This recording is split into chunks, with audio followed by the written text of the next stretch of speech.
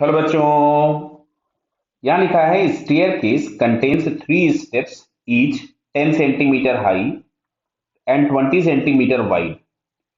What should be the minimum horizontal velocity of the ball to roll off the upper most plane so that hits directly on the lowest plane? Clear? तो देखो मैं इसका एक diagram बनाता हूं अलग से। हर स्टेप 10 सेंटीमीटर ऊंचा है और 20 सेंटीमीटर इसकी विड्थ है। क्लियर? तो यहां से अगर हम डायग्राम बना रहे हैं, मान लो ये ऊपर वाला, ये तो छत है, यहां से 10 सेंटीमीटर नीचे स्टेप है, 20 सेंटीमीटर इसकी विड्थ है, फिर 10 सेंटीमीटर नीचे होगा, फिर इसकी 20 सेंटीमीटर विड्थ है। और कितने स्टेप्स बोले गए आपको? यहां पे डायग्राम में दिया है, तो फर्स्ट सेकंड और थर्ड तुमसे बोला है सीधे नीचे वाले स्टेप पे गिरे। समझना बात को। ये फर्स्ट सेकंड और थर्ड अपन ने बना दिया। ध्यान से समझोगे तो बड़ी आसानी से हो जाएगा।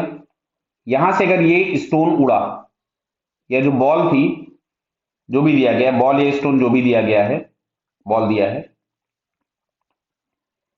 इसको हम लोग इतनी वेलोसिटी प्रोवाइड किए कि बस ये यहां से होते हुए, ध्यान से देखिए मैं डायग्राम बना रहा हूं आपके लिए,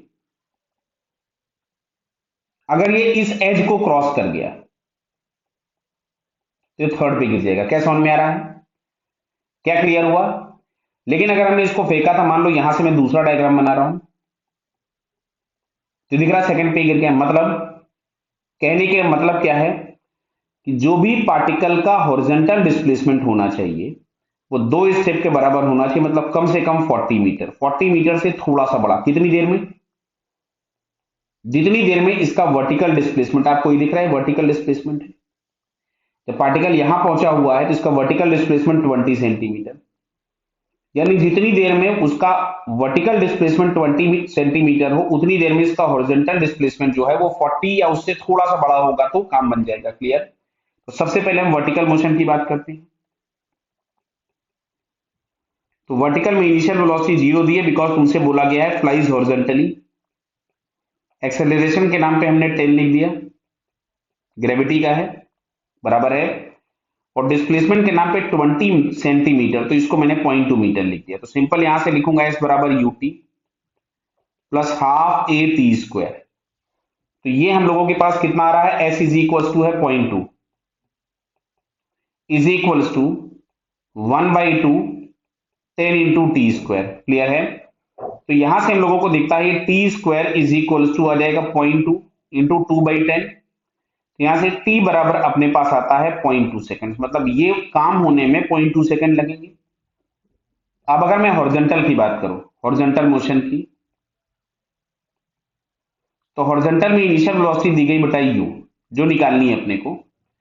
एक्सेलरेशन हॉरिजॉन्टल में 0 होता है, और हॉरिजॉन्टल डायरेक्शन में डिस्प्लेसमेंट अभी हम लोग बात कर चुके हैं 40 सेंटीमीटर के, हम लोग कैलकुलेशन कर रहे हैं और लिख देंगे 40 से थोड़ा सा बड़ा हुआ तो अपना काम बन जाएगा।